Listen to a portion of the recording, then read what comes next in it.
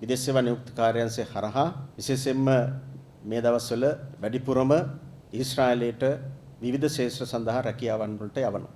ඒකෙදිත් සමහර අය යම් යම් චෝදනා ඉදිරිපත් කරනවා විදේශ සේවා නියුක්ති කාර්යාංශයෙන් එය හරියට ක්‍රියාත්මක වෙන්නේ නැහැ කියලා. ඇත්තටම ඒක වැරදි අවබෝධයක්. මොකද මේ ඊශ්‍රායලයට රැකියාව සඳහා යවන අය අනුගමනය කළ යුතු ක්‍රියාමාර්ග කීපයක් තියෙනවා. ඒවා අපි නෙමේ තීරණය කරලා තියෙන්නේ. ඊශ්‍රායල් ආණ්ඩුව මේ විදිහ ඊශ්‍රායලයට යන රැකියාව පිළිබඳ දත්ත ඒ සියල්ල අධීක්ෂණය කරන්නේ ඊශ්‍රායලයේ තියෙන පීබා කියන ආයතනය. ඒතර ඊශ්‍රායලයේ ආණ්ඩුවේ ආයතනයක් වෙච්ච මේ පීබා ආයතනය මගින් තමයි මේ තේරීම් කටයුතු සිද්ධ කරන්නේ. විදේශ සේවා නියුක්ති කාර්යාංශයේ තනියම නෙමෙයි. උදාහරණයක් විදිහට සරලව ඊශ්‍රායලයට යන්න බලාපොරොත්තු වෙන අපේ ලාංකිකයන්ට ඉස්සෙල්ලාම තියෙන්නේ තමන්ගේ නම විදේශ සේවා නියුක්ති කාර්යාංශයේ වෙබ් පිටුවේ ඒ අදාළ ශේෂ්ත්‍රයට අදාළව ලියාපදිංචි වෙන එක. ඒ ලියාපදිංචි වෙච්ච නාම ලේඛනයේ තුල වයස පිළිබඳ ගැටලු තියෙනවද? එහෙම නැත්නම් වෙනත් නොගැලපෙන ගණු තියෙනවද කියලා මූලික පරීක්ෂණයක් කරනවා. ඒ පරීක්ෂණය කරාට පස්සේ ඒ නම් ලයිස්තුව ඇත්තටම ගත්තොත් අපි ඒ සඳහා සුදුසුකම් තියෙන අය විදිහට හඳුනා ගන්නවා. නමුත් ඒ හඳුනාගත්තට පස්සේ එතනින් අවසන් වෙන්නේ නැහැ. අදිර කීපයක් තියෙනවා අවසන් තේරීම එන්නේ. ඒ නාම ලයිස්තුව ඊශ්‍රායලයට යවුවට පස්සේ ඊශ්‍රායලයේ පීබා ආයතනයෙන් මේ යන ලාංකිකයන් පිළිබඳ නැවත පරීක්ෂා කිරීමක් කරනවා. තමන්ගේ ඥාතියෙක් තමන්ගේම පවුලේ සහෝදරයෙක් හරි සහෝදරියක් හරි ඊශ්‍රායලයට රැකියාව සඳහා ඇවිල්ලා තියෙනවද? ඊළඟට මේ නාම ලේඛනයේ තුල මීට කලින් අසාධුගත ලේඛනවල ඉන්නවද? ඊශ්‍රායලයේ මීට කලින් රැකියාව කරලා තියෙනවද? එවැනි ගොඩක් දේවල් සාධකයන් පරීක්ෂාවට ලක් කරනවා. ඊට පස්සේ එතනනුත් යම් ප්‍රමාණයක් තෝරාගත්තට පස්සේ ඒ තෝරාගත්ත ලයිස්තුව ලංකාවට ආවට පස්සේ ඒ තෝරාගත්ත අයව ඇත්තටම ගත්තොත් පරීක්ෂණ අවස්ථා කීපයකට මුහුණ දෙන්න වෙනවා. ප්‍රායෝගික පරීක්ෂණයට මුහුණ දෙන්න වෙනවා. ඉදිකිරීම ශේෂ්ත්‍රයට යනවා නම් එයාට ඉදිකිරීම කරන්න පුළුවන්ද? වැඩ කරන්න පුළුවන්ද කියන එක ලංකාවේ නයිට් ආයතනය මගින් පරීක්ෂා කරනවා. ඊට ඊශ්‍රායලයේ පීබා ආයතනයේ නියෝජිත මහත්මීන් ඇවිල්ලා බලන් ඉන්නවා. ඒගොල්ලොන්ගේ අධීක්ෂණය යටතේ තමයි මේවා සිද්ධ වෙන්නේ. එහෙම තෝරා ගැනීම කරලා නැවත ලයිස්තු හදලා ඊශ්‍රායලයට යවුවට පස්සේ අවසානයේදී ඊශ්‍රායලය ලොතරැයි යැදීමක් කරනවා. ඉතින් ලොතරැයි යැදීමෙන් අහමු ලෙස තෝරගන්න කණ්ඩායම තමයි අවසාන වශයෙන් තෝරාගත්ත කණ්ඩායම බවට පත් වෙන්නේ.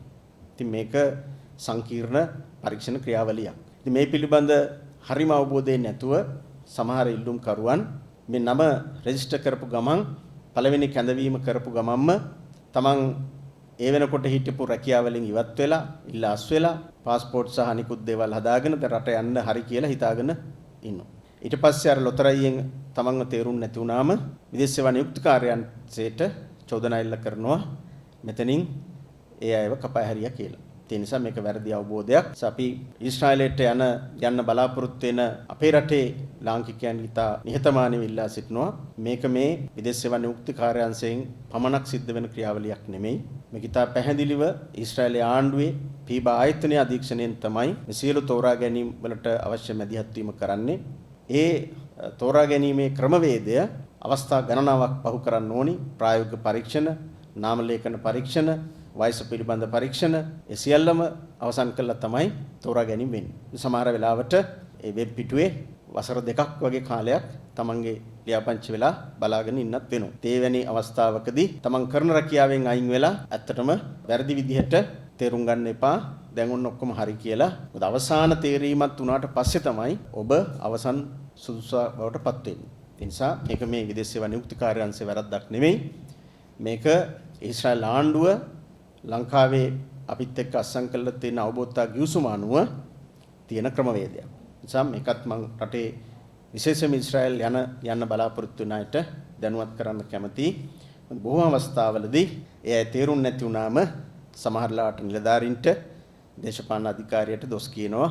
ඒ මැදිහත් වීම හරහා තමන්ව කපා හැරියා කියලා. ඒක සම්පූර්ණ වැරදි අදහසක්. එහෙම දෙයක් සිද්ධ වෙන්නේ නැහැ. යම්කිසි හෝ තැනක දෙයක කලාතුරකින් එහෙම දෙයක් කොහෙන් හරි සිද්ධ වෙනවා නම් ඒවා පිළිබඳ නිවැරදි තොරතුරු දත්ත ලබා දෙන්න ඊට අවශ්‍ය කරන මැදිහත් වීමක් කරන්න පුළුවන්. ඒ නිසා මේක අවධාරණය කරන්නේ මෑත කාලීනව ඊශ්‍රායලයේ සඳහා රැකියාව අපිට ගොඩක් ලැබෙමින් පවතිනවා. ඒ රැකියාව විවිධ ශේෂ්ත්‍ර වලට රැකියාව අවස්ථා ලැබෙනවා. එතෙන්දී යම් තරංකාරීත්වයක් ඇති වෙලා තියෙනවා.